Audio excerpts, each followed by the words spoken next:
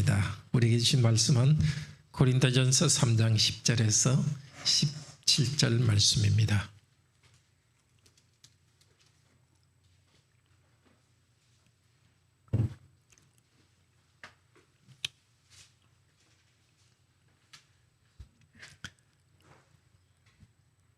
하나님 말씀을 들읍시다.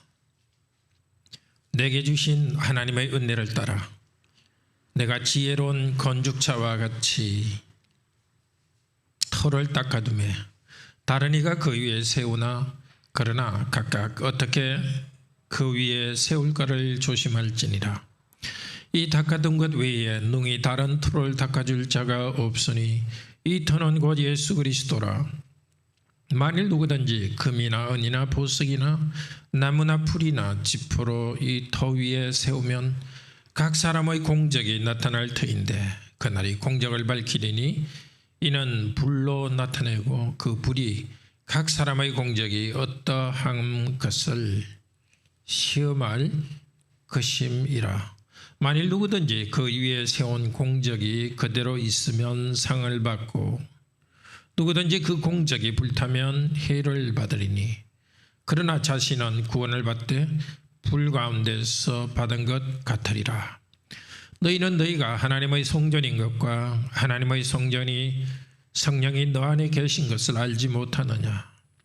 누구든지 하나님의 성전을 더럽히면 하나님이 그 사람을 멸하시리라.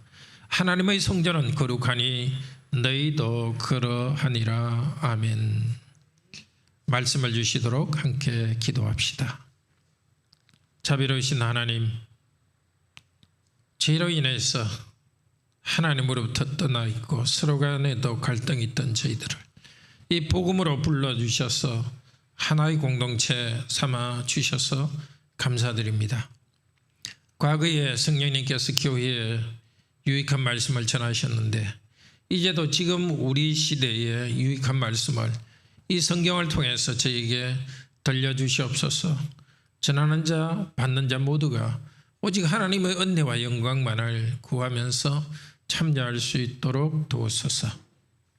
오늘도 성령께서 말씀하옵소서. 저희들이 듣겠습니다. 주 예수 그리스도 이름으로 기도드립니다. 아멘. 자, 어린이들 일어섭시다. 다들 반가워요.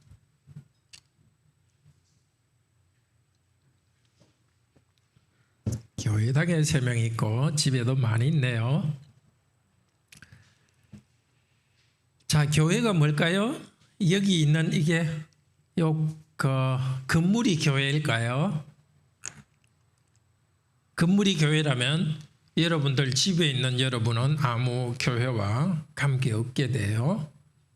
교회가 뭡니까? 교회는 우리들이 모여 있는 게 다 교회예요. 이 건물이 아니라 모여 있는 게 여기 교회입니다.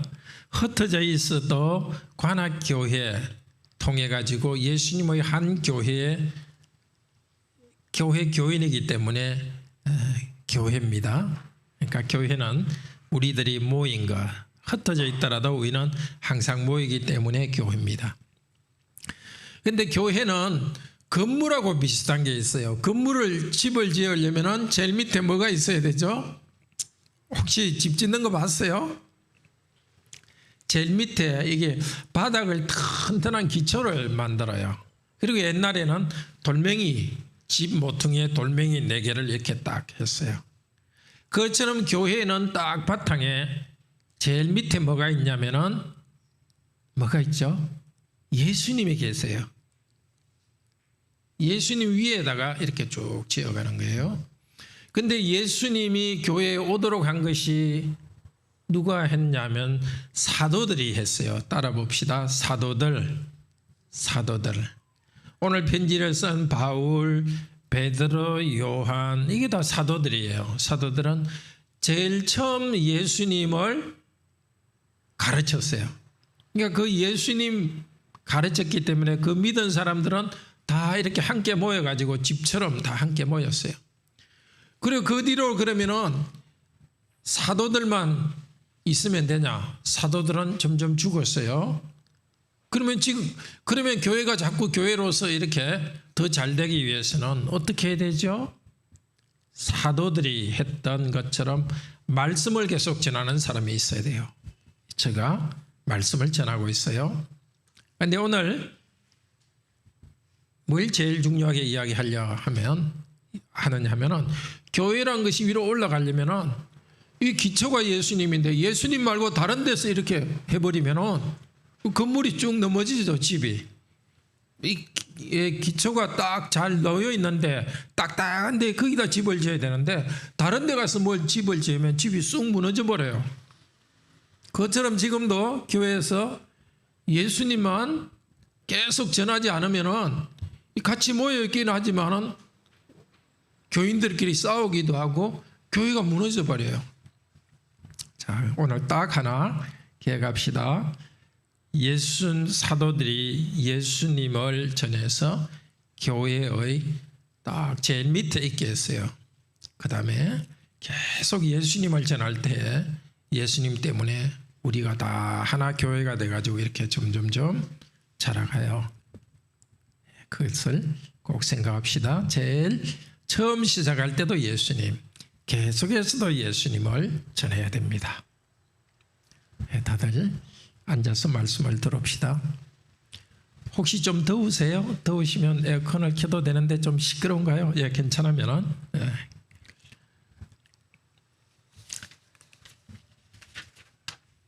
자, 어린이 여러분도 계속 말씀을 들읍시다.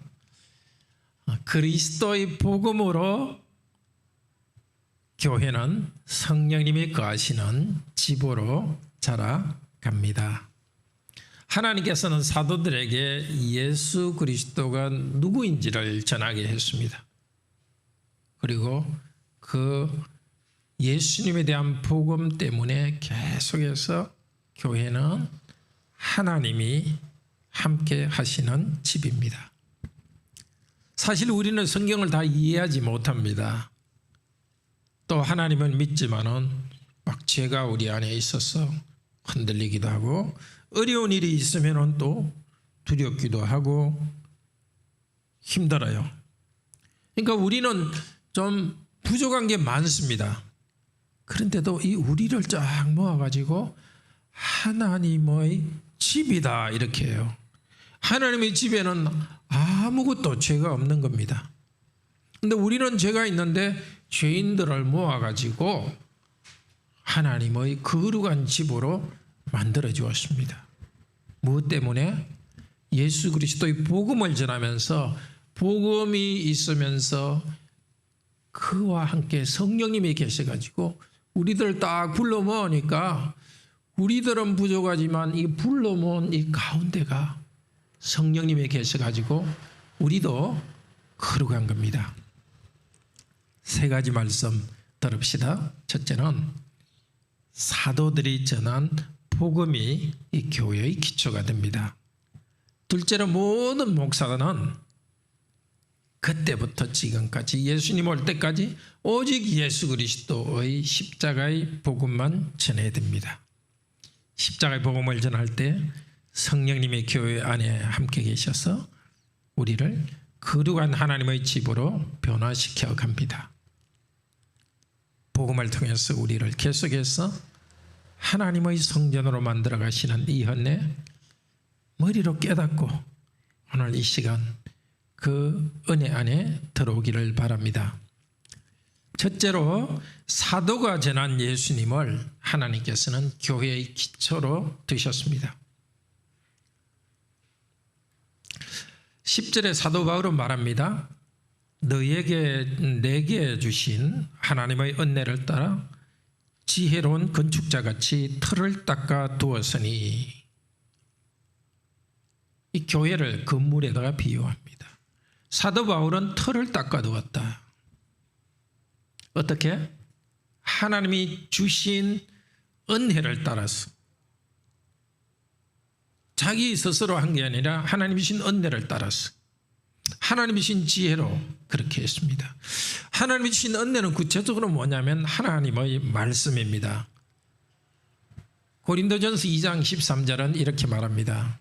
사람의 지혜가 아니라 성령께서 가르치신 것, 성령님이 가르친 것, 그것이 사도 바울이 받은 은사입니다. 무엇을 가르칠지를 성령께로부터 받았습니다. 가르치는 내용은 바로 예수 그리스도입니다. 사실은 예수 그리스도 그분께서 자기에 대해서 가르쳤습니다. 제자들 관계 이 세상에 있을 때 제자들에게 가르쳤습니다. 마태복음 21장 42절에 예수님이 자기에 대해서 이렇게 가르쳤습니다. 건축자들의 버린 돌이 모퉁이의 머릿돌이 되었나니 이것이 주로 말미암아 된 것이요 우리 눈에 기이한 것이로다. 건축자의 버린 돌이 모퉁이 돌이 되었다. 이건 또 시편 118편에 예언된 것입니다. 건축자의 버린 돌. 집을 짓는 사람이 어떤 돌을 하나 보고 아이 쓸데없다고 쭉 던져버렸습니다. 그런데 여기 예수님이 자기에 대해서 건축자의 버린 돌이라고 그랬습니다. 여기 건축자는 누구를 처음 말했을까요? 예수님 때의 대제사장들, 바리새인, 장로들. 하나님께서 그 사람들을 부탁해 가지고 교회를 세우라 그랬습니다. 구약 교회를 세워왔습니다. 근데 진짜 교회를 세우는 기초가 되는 예수님이 오셨는데 그 사람들은 예수님을 던져버렸습니다. 어디다? 십자가에 던지고 십자가에 못 박았습니다. 그 사람들은 어떤 메시아를 기다렸습니다. 너무 힘이 세고 군사힘도 세가지고 그때 이스라엘을 다스리는 로마로부터 이 나라를 해방할 메시아를 기다렸습니다. 그런데 예수님은 군대의 힘은 안 모았습니다. 오히려 원수를 사랑하라 이렇게 말씀하셨고요. 칼을 가지고 일어나는 사람은 칼로 망한다. 그리고 예수님 자기를 나는 하나님의 아들이다 이렇게 말했습니다. 그러니까 그때 유대인들이 예수님이 사람인데 왜 너가 하나님이라고 말하느냐 하면서 예수님을 하나님을 이름을 못 오겠다 하면서 십자가에다 죽였습니다. 예수님이 기적을 많이 행했지만 자기들이 원하는 대로 그런 군대의 힘도 모아지 않고 그렇기 때문에 싫어하고 죽였습니다. 건축자들이 버렸는데 어떻게 됐다고요? 모퉁이 돌이 됐다고. 어떻게 모퉁이 돌이 되었습니까? 죽으신 예수 그리스도를 하나님께서 부활하게 하셔서 교회를 세우는 기초로 삼았습니다. 예수님께서 교회를 세우는 기초가 되십니다. 어떻게? 죄인인 우리들을 불러 모아서 하나의 모임, 하나의 공동체로 만들었습니다. 죄 때문에 우리가 하나님께 가까이 갈 수 없고 오히려 하나님께 죄인인 우리들에게 심판하는 것이 지금 인류 역사 아닙니까? 미워하고 마음속에 나쁜 생각 먹고 하나님께 경배하지도 않고 그렇게 살아가는 사람들 하나님께서 죄 가운데 버려두셔서 심판을 하시고 그리고 죽은 후에는 영원한 심판으로 나아갑니다. 그런데 하나님께서는 이 땅에서 대제사장들과 이 바리새인들이 예수님을 십자가에 못 박을 때 그 사람들을 이용했습니다. 그 사람들은 자기 대 때문에 그렇게 했지만 하나님께서는 원래 계획하신 것을 이루었습니다. 우리 죄를 위해서 예수님에게 하나님께서 벌 내리실 걸, 하나님이 버리실 것을 십자가 위에서 이루었습니다. 우리가 하나님께 버림받아야 되는데 영원한 벌을 받아야 되는데 예수님께서 대신해서 벌을 받고 저주받았습니다. 그리고 하나님께서는 그 예수님을 죽은 사람들 가운데 일어나게 하셨습니다. 이제 예수 그리스도를 믿는 사람은 죄가 없다 이야기하시고 예수님의 생명이 우리 가운데 있도록 만들어 주었습니다. 이 복을 저와 여러분은 누리고 있습니다. 건축자들의 버린 돌 십자가에 죽으신 예수 그리스도를 하나님께서는 부활하게 하셔서 교회의 기초 모퉁이 돌이 되게 했습니다. 모퉁이 돌은 뭐냐 하면 어른들은 알겠지만 어린이 여러분 한번 보세요. 옛날에 집을 지을 때는요 네모 반듯하게 하고 네모에 그 땅에다가 그 제일 구석에다가 큰 돌을 갖다가 이렇게 놔줘요. 돌을 놓고 그 위에다 집을 지어요. 이 제일 모퉁이에 있는 이 돌이 없으면 집이 무너져요. 그러니까 모퉁이 돌은 아주 중요한 거예요. 예수님은 모퉁이 돌이 돼가지고 예수님을 믿는 사람들은 다 하나님과 연결된 이 교회, 하나님의 백성이 되도록 만들어 주었습니다. 죄 없다고 하시고 하나님의 생명을 우리에게 주십니다. 너무 놀라운 일입니다. 너무 기이한 일입니다. 사도들은 이것을 계속 가르쳤습니다. 사도행전 4장에서 말합니다. 4장 11절에 이 예수는 너희 건축자들이 버린 돌로서, 예수님이 가르친 걸 그대로 가르칩니다. 너희 건축자들이라는 것은 바로 바리새인과 또 대제사장들, 서기관들, 장로들을 말합니다. 너희 지도자들이 버린 돌로서 집 모퉁이의 머릿돌이 되었느니라. 다른 이로서는 구원을 받을 수 없나니 천하 사람 중에 구원을 받을 만한 다른 이름을 우리에게 주신 일이 없다.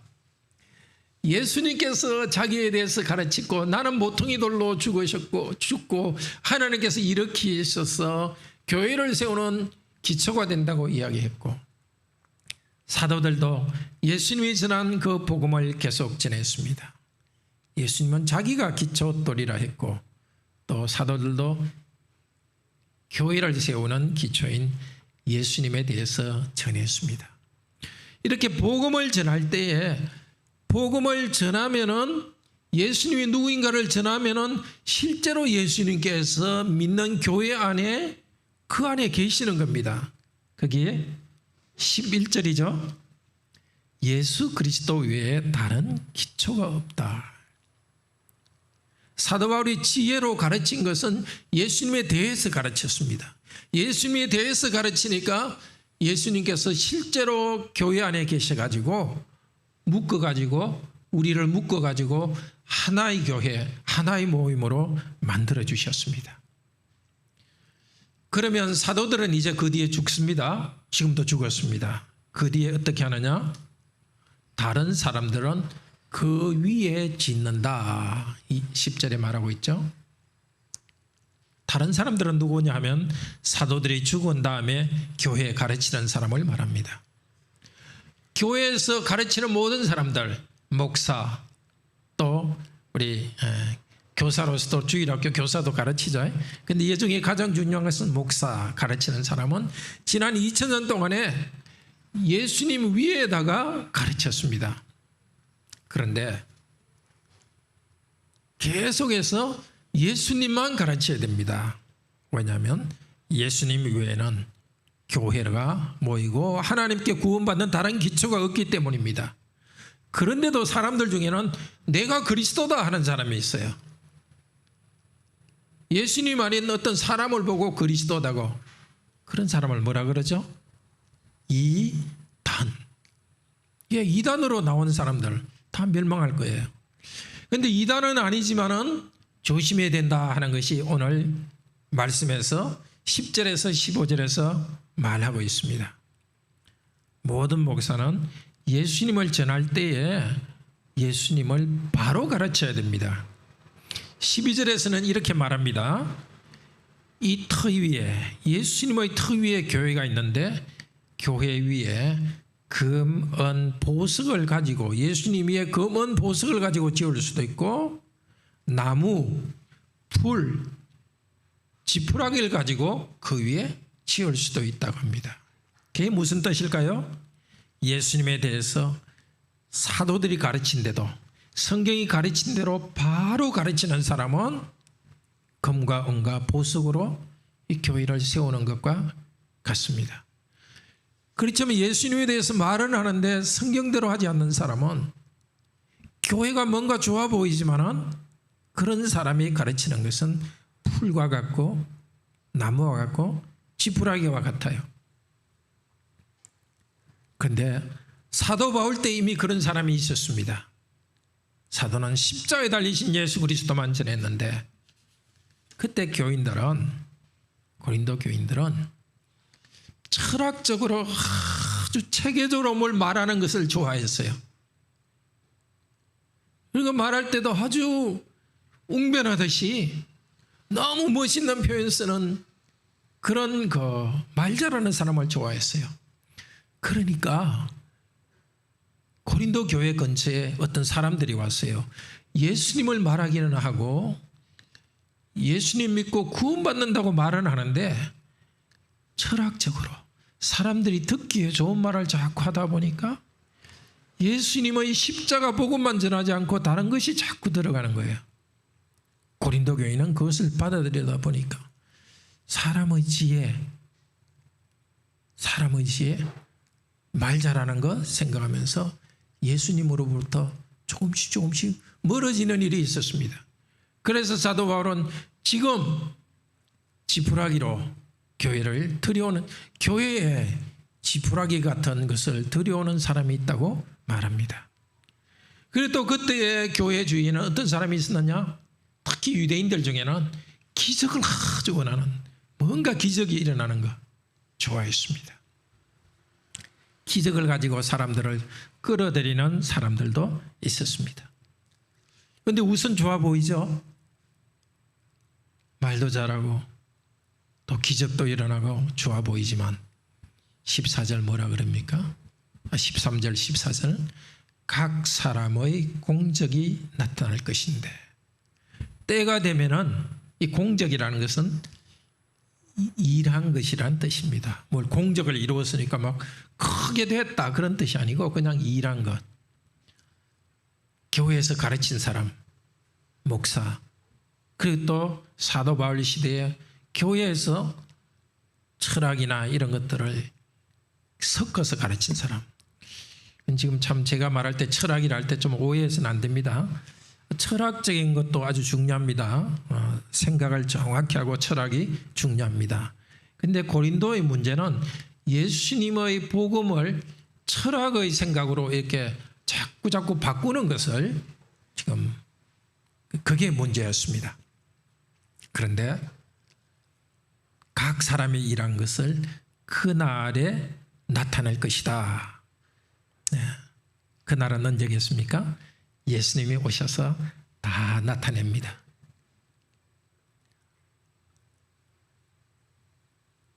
예수님 복음 말씀만 전하지 않고 다른 걸 섞어서 전한 사람은 교회 안에 섞여 있는 잘못된 것은 다 드러낼 것입니다. 어떻게? 불과 같이, 실제 불로서 교회 안에 있는 어떤 잘못을 태운다고는 말할 수 없겠죠. 그냥 비유입니다. 예수님 복음과 관계없는 것은 무엇과 같다고요? 나무나 풀과 같이 그런 것들은 연단할 것이다. 시험할 것이다. 시험은 뭐냐면 불로서 이렇게 확 태우는 것을 말합니다. 불로 태우면 예수님과 관계없는 것은 다 타서 없을 것입니다.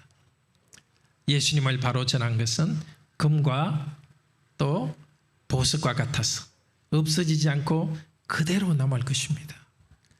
지금은 잘 모든 게 섞여 있지만 그날에는 분명히 나타날 것입니다.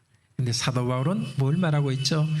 지금 사도 바울 때에 예수님 복음만 전하지 않고 있는 여러분이 사람들이 인기는 얻고 있지만, 사람들이 여러분은 칭찬하고 있지만 그런 것들을 다 태워서 없어질 것입니다. 그리고 그렇게 십자가 복음 외에 다른 걸 조금 섞는 사람들은 하나님을 믿으면서 예수님을 믿었기에 그렇게 했으면 구원을 받을 것이지만 그 사람들이 한 것은 다 없어질 것입니다. 지금은 어떻습니까? 요즘은 생각하기도 싫어하고 이렇게 하나님, 예수님에 대해서 뭔가 철학적으로 복잡한 말로 설명하는 것을 싫어하니까 사도 바울 시대처럼 그런 웅변이나 철학적인 것 때문에 교회를 어지럽히는 사람은 그렇게 많지 않은 것 같습니다. 지금 또 그런 것도 어떤 사람들은 그런 사람의 생각으로 복음을 이렇게 체계적인 생각을 만든다면서 원래 복음을 이렇게 어지럽히는 사람도 있기는 있죠. 그렇지만 요즘 여전히 있는 것은 뭐죠? 기적. 하나님 믿으면은 기적적으로 건강해진다. 기적적으로 돈 번다. 이렇게 하면서 오직 예수 그리스도를 믿고 죄 용서받고 구원받는 복음으로부터 사람의 관심을 쭉 떠나게 하는 일이 있습니다. 사람들이 좋아하고 사람들이 몰릴지 모르지만 그것은 불타 없어질 것입니다. 그런데 요즘 진짜 사람들이 찾고 있는 것 아마 위로인 것 같아요. 너무 살기 힘드니까, 마음도 불안해지니까, 좀 우울해지니까 교회 오면 무조건 마음을 좀 기쁘게 해주고 마음을 위로해 주려는 것을 찾으려고 합니다. 무슨 말이든지 교회 와서 꼭 예수님에 대해서 말하지 않더라도 뭐 음악을 통해서 하든지 또 그냥 심리학에서 말하는 거, 여러분은 가치가 있습니다. 여러분은 가치가 있습니다. 이런 말만 해가지고 위로해 주든지 무엇이든지 위로해 주면 좋다고 생각할 수 있습니다. 그렇게 되면은 교회 안에 지푸라기와 같은 것을 넣는 것이 될 수 있습니다. 그렇지만 교회에는 참된 위로가 있습니다. 예수 그리스도 안에 참된 위로가 있습니다. 우리는 참된 위로로서 이 교회를 세워가야 됩니다. 예수 그리스도께서 주시는 참된 위로는 바로 죄로부터 해방되는, 죄 용서받는 참된 평화와 기쁨입니다. 우리의 가장 근본적인 문제는 죄의 문제입니다. 하나님이 계신데도 하나님을 잘 알지 못하고 하나님께 예배하지도 않고, 그러니까 마음이 공허합니다. 그리고 하나님을 잘 모르니까, 하나님을 섬기지 않으니까 하나님이 명령하신 것도 잘 하지 않습니다. 사람들끼리도 싫어하고 자기중심적이고, 이렇게 죄를 지으면 어떻게 되느냐? 하나님께서 사람한테 죄책감을 일으킵니다. 이 불행합니다. 하나님께 가까이 가지 못하기 때문에 불행합니다. 그래서 예수 그리스도를 믿고서 구원받은 우리들이 계속해야 될 것은 매일매일 회개하는 것입니다. 내 안에 나에도 모르게 쌓인 이 죄악, 회개하면서 그것으로부터 벗어날 때에 우리에게 참된 기쁨을 주십니다. 우울하고 힘드신 여러분, 예수 그리스도 안에서 죄 용서의 기쁨을 회복하는 위로가 있기를 바랍니다. 둘째로 교회에서 우리가 얻을 수 있는 참된 위로는 바로 하나님의 말씀대로 뜻대로 살아가는 것입니다. 마태복음 6장 33절에서 말씀합니다. 먼저 그 나라와 그 의를 구하라. 그리하면, 그의 나라와 그 의라는 것은 하나님의 나라와 하나님의 의를 구하라. 하나님을 만나고 하나님이 원하시는 대로 하고 하나님의 뜻대로 살아가는 것을 마음에서 기도하고 그대로 추구하라. 그러면은 이 모든 것을 너에게 주실 것이다. 물질과 건강, 마음의 위로, 안정, 그런 게 있어야 우리가 이 땅에서 살고 또 하나님이 원하시는 일을 할 수 있지 않습니까? 근데 하나님과 관계없이 물질이나 건강이나 위로만 얻으려고 하면은 그것은 나무요 지푸라기입니다. 교회가 원래 그것으로 세워지는 것이 아닙니다. 주님께서 그것을 불태워 없애버릴 것입니다. 그렇지만 하나님 뜻대로 살기 위해서 기도하고 그것을 목표로 할 때는 물질이나 건강, 마음의 평화, 위로 주십니다. 오늘도 교회는 하나님의 뜻대로 살아가는 이 말씀을 전하고 우리 성도님도 그 복음 말씀을 꼭 붙잡고 위로를 얻기를 바랍니다. 세 번째, 교회가 전하는 위로는 바로 고난 가운데 자기의 직분을 다하는 것입니다. 고린도서 1장 3절은 말합니다. 고린도서 1장에서 정말 위로의 장이라고 할 수 있습니다. 위로 1장 3절에서 이렇게 말합니다. 찬송하리로다. 그분 하나님은 우리 주 예수 그리스도의 하나님이시요 자비의 아버지시요 모든 위로의 하나님이시며 예수 그리스도의 아버지, 자비로우신 하나님은 모든 위로를 주시는 하나님입니다. 어떤 위로? 우리의 모든 환난 중에서 우리를 위로하사, 하나님께서는 우리가 일이 잘 될 때, 모든 것이 잘 될 때도 위로해 주십니다. 그러나 한번 생각해 보십시오. 우리 인생에 모든 것이 잘 될 때 있었습니까? 다 잘 된다고 생각하지만 어느 한 곳은 힘듭니다. 건강한 여러분들도, 병원에 안 가는 여러분들도 뭔가 매일매일 피곤하고, 몸만 하더라도 피곤하고, 뭔가 가시에 찔리기도 하고, 우리 몸도 그렇지 않습니까? 정신적으로도, 삶 전체도 마찬가지입니다. 우리는 항상 환난 가운데 있습니다. 환난이라는 것도 두 종류가 있습니다. 진짜 너무 힘든 환난도 있고, 또 하나는 우리가 해야 될 일을 할 때 하는 수고도 환난이라 할 수 있습니다.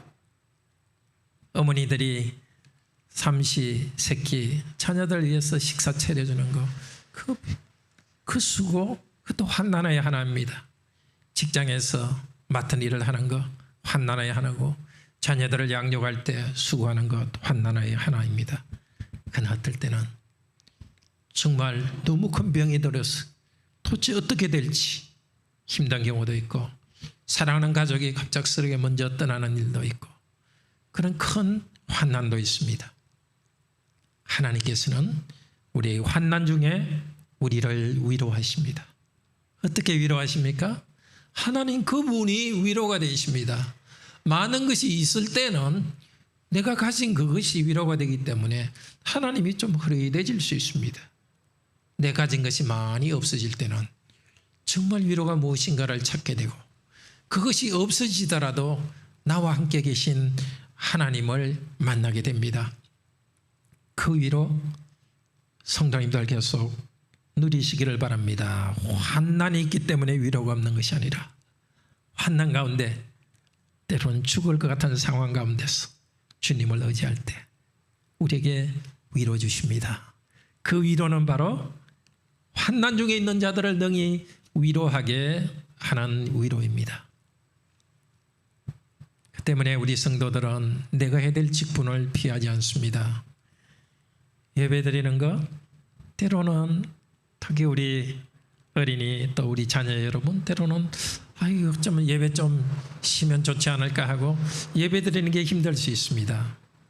그러나 예배드리는 직분, 그것이 때로는 어려울 수도 있지만은 그 가운데 하나님께서 위로 주십니다.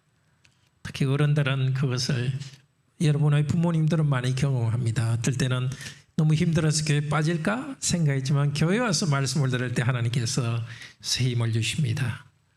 가정에서 우리가 해야 될 하는 거, 직장에서 하는 일들, 수고가 따릅니다. 그 수고로부터 피할 때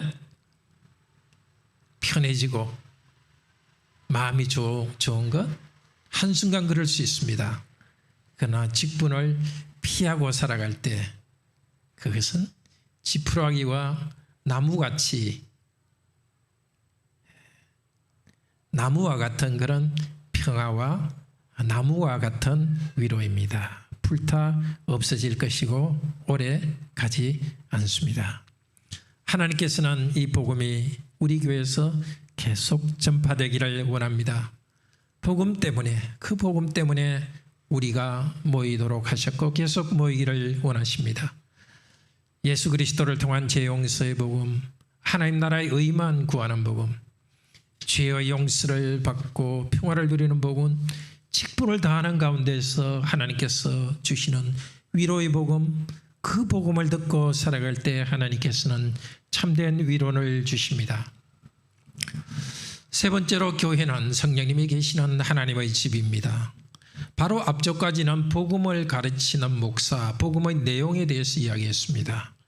16절, 17절은 복음을 듣는 교회가 누군가에 대해서 말합니다. 16절 이렇게 말합니다. 너희가 하나님의 성전인 것과 하나님의 성령이 너희 안에 계시는 것을 알지 못하느냐.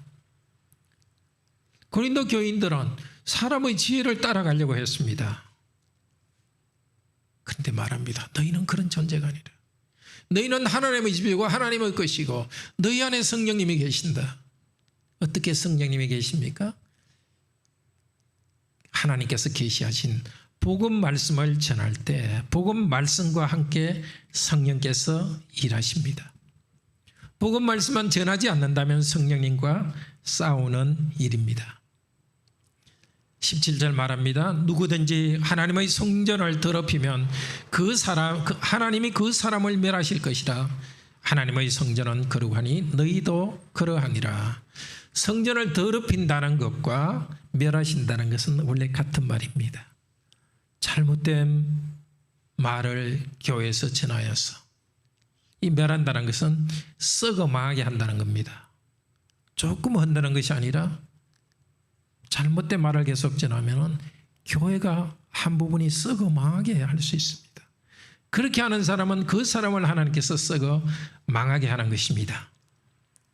성전은 거룩합니다. 구약의 성전 그 건물도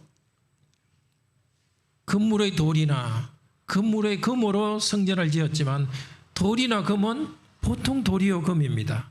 그런데도 하나님께서는 특별히 성전의 건물로 지으신다면 그 성전 안에 제사장 아닌 사람이 들어오면 바로 죽였습니다. 그 안에 짐승들 중에 제사를 드릴 때도 딱 정한 것만 제사 드리러 했습니다. 특별한 공간으로 만들어 주었습니다. 마찬가지입니다. 우리 성도들도 마찬가지입니다. 우리가 특별한 사람은 아닙니다. 그러나 하나님께서 복음으로 우리를 불러주시고 특별한 공동체의 구성원으로 만들어 주었습니다. 이 교회는 거룩하기 때문에 교회에 거룩하지 않은 복음을 전하는 사람은 하나님께서 심판하십니다. 그만큼 교회 공동체 여러분은 소중한 사람들입니다. 사람의 말솜씨를 좋아해서 따라가는 것을 고린도 교회는 그만둬야 됩니다.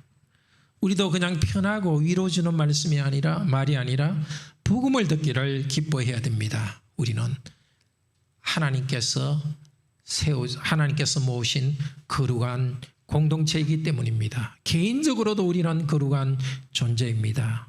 성령께 순종하여서 거룩한 삶을 살아가야 됩니다. 에베소서 3장 22절은 말합니다.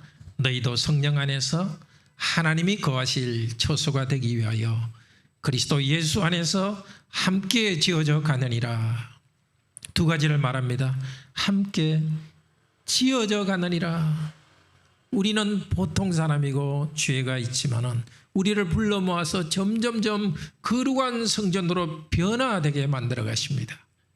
그리고 함께 지어져 가느니라. 에베소서 3장 22절입니다. 함께 지어져 간다.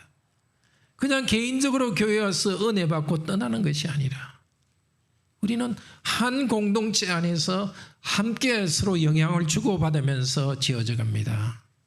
특별히 목사만 복음을 전하는 것이 아니라 모든 성도들은 서로 복음을 전합니다. 세상적으로 부족함이 있어 보이는 모든 성도들도 거룩한 교회의 한 부분입니다. 성도들에게 서로를 세우는 말을 하도록 합시다.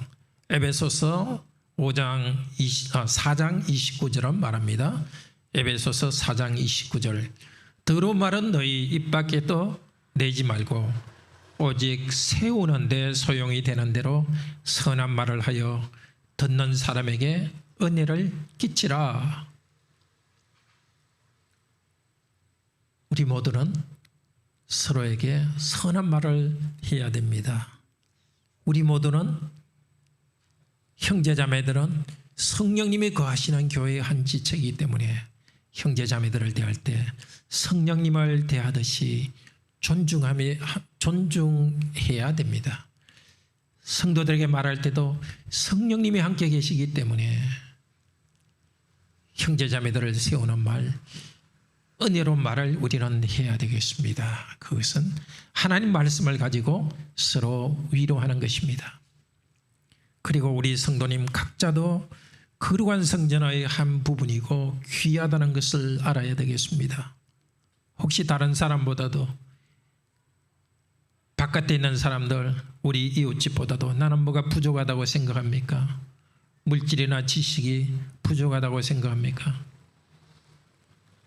어떻게 생각하든 간에 여러분 자신은, 예수님을 주로 고백하는 여러분은 성령님이 있는 교회의 한 지체입니다.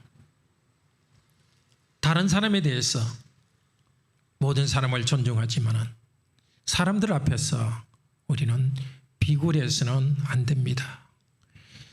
세상적으로 많이 가진 사람이라고 해서 그 앞에서 위축되면 안 됩니다. 하나님의 백성으로서 거룩한 공동체에 속한 사람으로서 고상하게 품위 있게 우리는 살아가야 됩니다.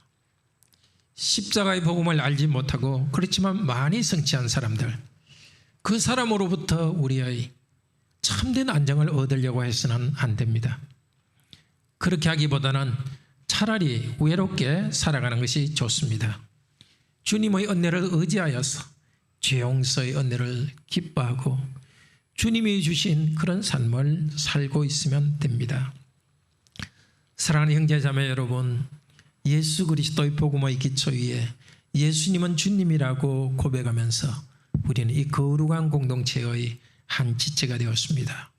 이 교회 안에서 오직 순수한 예수 그리스도의 복음만이 전해지기를 다 함께 기도합시다. 그리고 이 복음 말씀에서 정말 우리가 얻고 싶어하는 그것, 물질적 안정이나 위로, 그런 것들은 오히려 복음 안에서 한 부분으로 주어진다는 이 복음이 선포되기를, 그리고 우리도 그것을 누리게 되기를 바랍니다. 참된 기쁨은 바로 죄 용서의 기쁨에서 온다는 것. 그래서 그리스도를 다시 믿으라고 선포하고 여러분은 그렇게 살아갑시다. 의롭게 살아가는 거기에서 말씀대로 순종하려고 할 때 우리 생각은 어떻든 간에 하나님께서 필요한 것을 공급하신다는 이 진리를 교회에서는 선포하고 우리 성도님도 거기에 순종하며 살아갑시다.